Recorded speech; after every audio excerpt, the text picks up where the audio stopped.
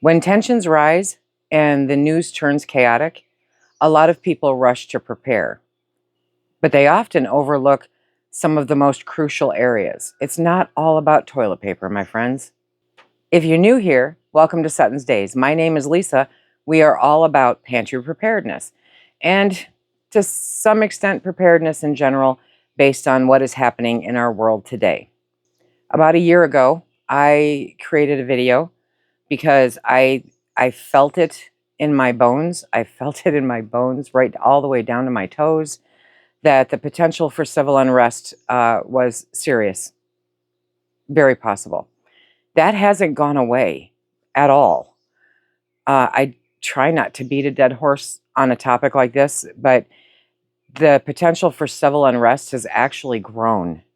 It's actually gotten larger. And it's something to be concerned about. It's something to be on the lookout for, and it's something to prepare for. So today we're going to talk about 8 crucial things that will keep you from failing in your preparedness journey above and beyond your pantry. Number 1 is alternative communication methods. Back in the early 2000s when we had a blackout in Metro Detroit area, the first thing that got overwhelmed was the cell towers. And pretty much everybody runs off cell phones now. I would love to have a real, honest to goodness, hardwired phone line in my house, but it didn't come with one. And so we just rely on our cell phones. But what happens when the cell towers are overwhelmed? What happens when you can't get through, when you can't reach your people? I can remember driving home from work in that blackout, hitting redial on a constant all the way down the road, trying to get hold of my family because I didn't know what was going on. It was not long after 9/11, and I needed to make sure that, they were okay and that we could, get through this together. So you want to make sure that you have alternative ways to communicate with your people. There are a multitude of different ways to do this. Many, and you can spend a little or you can spend a lot. So some simple things to prep are walkie-talkies, right? They have different forms. They have based on the quality.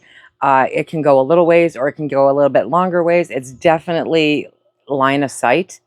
So if you're in the mountains, you might have some problems. They do have something, GRS, I think it's called, and I'm learning more about those. That's my goal for this month. You want to make sure you have some kind of NOAA weather radio so that you can stay on top of what's happening there. And they have different apps that you might be able to use that can help with communication too. So there's different things to look at, but one of the main things that you want to sit down and do right now without spending a dime is to sit down and write it all out, to sit down and plan it all out, okay? And then make sure that your people are aware of this communication plan and have a copy of it. Print it out. Don't just leave it on your computer. Print it out, put it in your emergency bag, your emergency bucket, and that way, if something happens, you may not remember it, but you can go look at that and say, okay, this is the plan that we all said that we would follow if this kind of thing happened. Communication is going to be key, especially during something like civil unrest. So making sure that you have those plans and, if possible, the equipment to increase your ability to communicate with your people and to hear what's going on in the world, that's going to be very, very important. You don't want to miss any of these. There's nothing worse than sitting in the dark and being blind and not knowing what's coming your way. Communication. Number 2 is to take a look at where you live, okay? And I'm not talking about city, state. I'm talking about your literal dwelling, whether that is a home or an apartment or a manufactured home or, a tiny house, whatever. You want to make sure that that you seek out that one room that is the most secure in your house. If you have to do a shelter in place because you are living in an area where civil unrest has, erupted, then you don't want to be sitting by the windows in the living room. You don't want to do it. Many things come through walls, many, many things. So you want to find a safe place. So if the roads are blocked or if it's unsafe to go outside, you need that secure space. And you need to spend some time looking at the different areas in your home to see where would be the most secure place. Reinforce one room. That's literally one room, okay? With locks, with blackout curtains, with emergency supplies, and if you can, soundproofing. No, it won't stop bullets, but it will help make it more secure so that if something happens and people, are trying to get into your house, that maybe they can't get into that room. Those are some things you want to look at. Create that safe room, that shelter in place area. And again, this very dependent on where you live. If you live in an urban, suburban area, I think this is imperative. I really think it's imperative. I'm out here in the middle of nowhere. I don't even know that I'd stay in the house. I might go to one of the outbuildings. So it's one of those things that you have to look at and consider depending on where you are and depending on what you can put into it. There are ways to make safe rooms, and there are ways to make rooms a little bit safer. Number 3, let's talk about self-defense just a little bit. And I'm not talking about go out and learn, martial arts tomorrow. I'm talking about self-defense items and the legal ones. We have to stick with the legal ones because I know we have people from all different countries and areas that watch. And so I want to make sure that you're doing what you need to defend yourself, but to be legal about it, because that's a concern anymore. In a crisis, okay, law enforcement is going to be stretched super thin. They are not going to have the same ability to answer 911 calls like they do on a daily basis. And if you live in certain areas in this country, then you know that dialing 911 doesn't always guarantee a response either. So you need to be able to take care of yourself, no matter your age, no matter your circumstances. There are ways to make it happen. There are some practical items that you can get that will make you feel a little bit safer and may be able to protect you during different encounters. Number 1, pepper spray. You're going to tick them off pretty darn bad, that's for sure. So that shouldn't be your only defense, but it's a good defense to have just the same. A tactical flashlight is amazing. It's not as long as a billy club, okay, but they're pretty long and they're pretty strong, and they make a really good weapon when you need. And you can see stuff, okay? Personal alarms. They have alarms now that you can have on your person that sets off a very loud noise. Check them out, look them up. A personal alarm will draw attention to you, which makes it harder for those people that are trying to cause you harm. If you have the ability, basic self-defense training, you can contact your local law enforcement. You can reach out to specific groups. Look on Facebook. I mean, there's all kinds of personal self-defense companies that teach classes now. We have one that teaches it at our library. So maybe hook up with your library and see what you can do to make that happen sooner than later. There are, of course, depending on where you live, different items that are legal that may not be legal everywhere. And if you're going to own them, you need to know how to use them. Owning them, just like anything else in your home, in your pantry, it is not enough to own it. You must know how to use it. Otherwise, it could be catastrophic. Number 4, we've touched on this quite a bit, is backup power sources. During times of civil unrest, this could be impacted. Your power could be impacted. So depending on what you need it for, this could be impacted. Power outages often follow unrest or sabotage.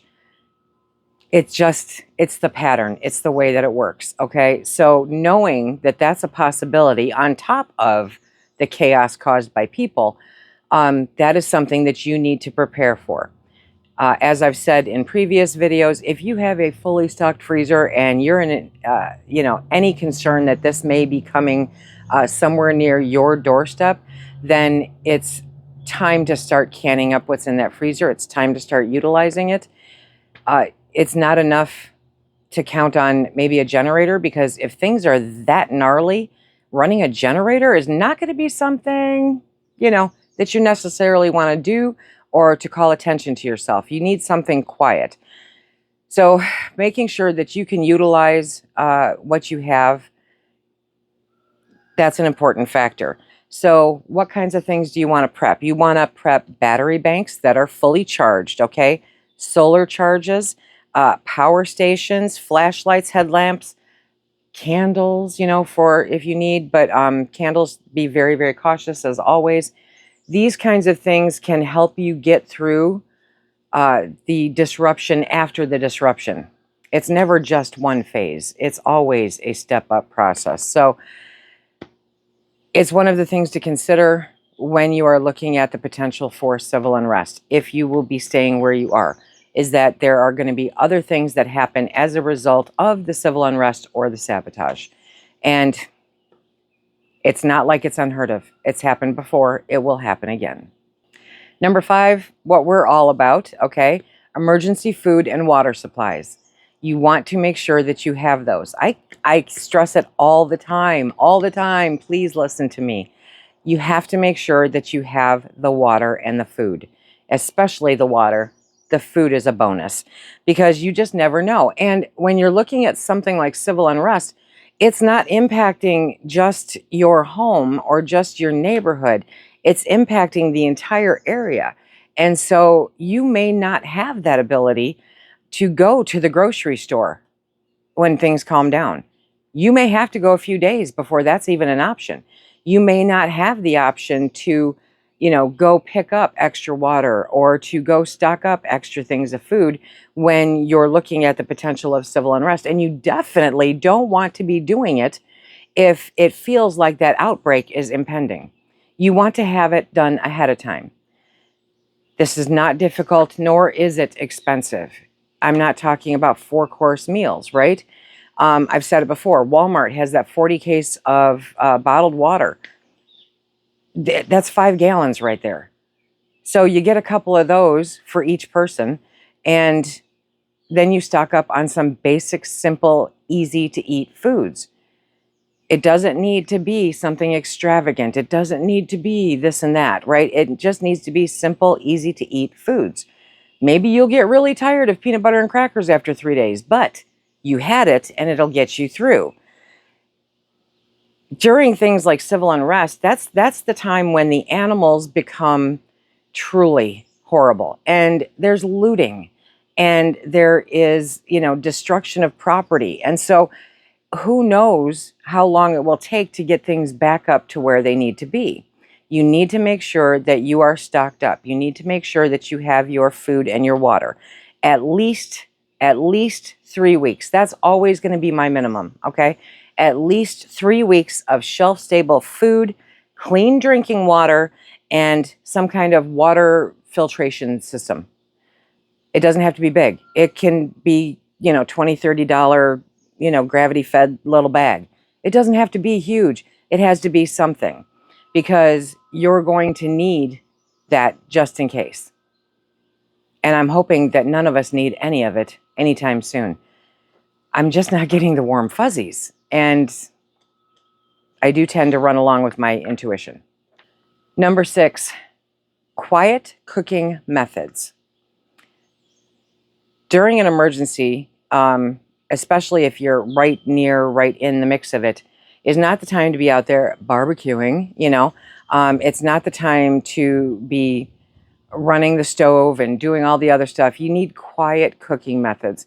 For years now, I have been recommending a fondue pot because you can use either a tea light candle or one of those sterno cans, depending on the kind of pot that you get. And that gets hot enough to heat up your food. Will you get a rolling boil? Probably not, okay? But it will heat up your food so that it's more palatable. So if you have soups or stews on your shelf, commercial or home canned, then it's the ability to be able to heat up that food. It's the ability to be able to heat up some water to make a halfway decent cup of coffee, A fondue pot is super simple, and it makes really good fondue. But in addition to that, it is one of, in my opinion, the most quiet cooking methods that you can embrace. Quiet. You need to be not seen, not heard, and not smelled. Okay. Other ways that you can do this are they have now, you can actually buy small rocket stoves. Those are for outdoors. I'm not going to be outdoors if there's civil unrest in my area. There's no way. They do have, the Coleman stoves, that you can do. They have different hot plates that you can use that can go indoors. You need to do some research for what works best for you. But the cheapest and easiest idea, in my opinion, is a fondue pot. You want to make sure that it's not something that announces to everyone in your area that you have food and that you are cooking. So that's why I say quiet cooking methods. So it's either ready to eat foods or foods that just need to be heated. But it's definitely not the time to crank up the barbecue or the rocket stove. It needs to be something that you can do indoors so that you are not getting noticed, and it needs to be safe to do indoors. Don't bring that stuff indoors that should be outdoors. That's just foolish. Number 7, we've talked about this quite a few times. Your personal documentation, right? Now, hopefully, you have worked on your binder that has all of your important information. Hopefully, you've backed it up on a thumb drive so that you have it electronically also. But in case you need to evacuate and prove ownership or identity, right? Having that binder, having that documentation is crucial. It's imperative. I cannot stress enough how much you need to get that binder put together. If you are under this heat dome, it is the perfect time to sit in the house and put this together, because it's not something you're going to do in an hour. It's going to take a little bit of time. I will link at the end of this video a video that I did about that kind of goes more in depth and in detail, but it's super important to have this documentation put together, okay? Copies of IDs, insurance, deeds, prescriptions, emergency cash, okay? Stored in a grab-and-go binder or a fireproof pouch, or however you want to do it, but make it so that it's accessible. Do I believe in putting it only on a thumb drive? No. No. I think that you need the paper copies, and the backup is the thumb drive. So do it that way. Take pictures of it with your phone if you have to, okay? But you want to make sure that you have those paper copies in some kind of binder, in some kind of kit, so that you can grab it and go if, on any horrible chance, you have to leave where you are. Number 8 is community awareness and a support plan. Oh, there's a lot of loners out there, I know, and we've got a lot of seniors that are, loners for the most part, and sometimes by choice, sometimes not. But I've said it for a while now in some of my videos. You have to have your people. Nobody can do this alone. Nobody can do this alone. And so you have to have your people. Well, I don't have any people. Well, you have to people to meet your people, which means you have to get involved in different things. You have to attend different things. They should only be things that you're interested in. You have to go to the library classes. I had a friend for over 20 years that I met at a writing class at the local library. And the only thing we had in common was writing. So, you can find people. You can find that community support. You can find the people that you can communicate with during an emergency if by chance you are one person that doesn't have a community today. Create that support plan. You need to do this, okay? Isolation actually increases your risks significantly. Let me say that again. Isolation increases your risks significantly. So connection and community brings safety. Are you always going to get it right with everyone you meet? No, you're not, okay? But being an adult and being able to draw that line and say, this person is not healthy for me to be around, is when you cut them off. And then you keep going with the rest of your community. It's a skill. It's a learned thing. You don't have to be polite to everybody, but you need that circle. You need that community, okay? Know your neighbors. Even if it's just dropping off some cookies or, sharing something from your garden. Share info channels, share information channels, share your phone numbers, share your email, share however you can get information to yourself, okay? Set up some mutual aid contacts. And I think for those of us that are aging, those mutual aid contacts are an important factor no matter what, okay? You need that person who's going to check on you. You really do.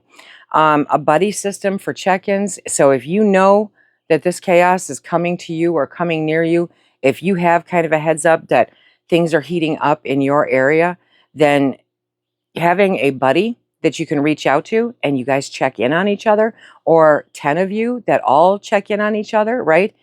That makes, even if they're not in the same space that you're in, knowing that they're there and that if they can't reach you, they will make efforts to make sure that you're okay. So having that check-in system is important. Community awareness and a support plan. If you don't have that support plan created today, it's a good time to sit down and think about it because it's too hot outside. Okay, so now's a good time. Stay inside and do that. Civil unrest doesn't announce itself. It never has and it never will. It erupts. It erupts. Even volcanoes give you more notice than civil unrest. So don't count on being aware of it happening. Get prepared today.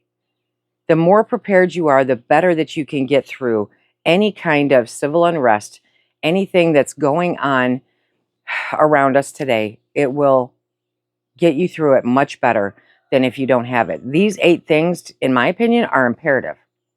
They're imperative to successfully being prepared. I'm not even talking about 6 months or a year, okay? I'm talking about 3 weeks, people. 3 weeks. Set yourself up for 3 weeks. You can do it. These steps aren't just practical, right? They're empowering. And that's a really good feeling. Being empowered is a really good feeling. So start with what you can today. Like I said, half the country at least is in this heat bubble. It's horrible. It's a great time to sit inside and take care of some of this stuff. You can do it. I have faith in you. I want you to be safe no matter what hits.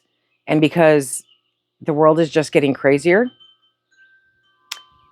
people are getting crazier, and tempers are flaring, and wars are starting, and you need to do what you can to take care of you, because I cannot stress this enough. Nobody's coming to save you. You need to do it. You need to take the steps to prepare yourself so that you don't require saving. Because I like you and I want to have you around for a while. Let me know in the comment section which one of these things you're going to tackle first. I would love to hear about it. And if you have any questions, I'd be glad to help. Check out the video regarding your documentation preps here. I love this video. And until next time, everybody, be safe. Keep stacking it to the rafters, my friends.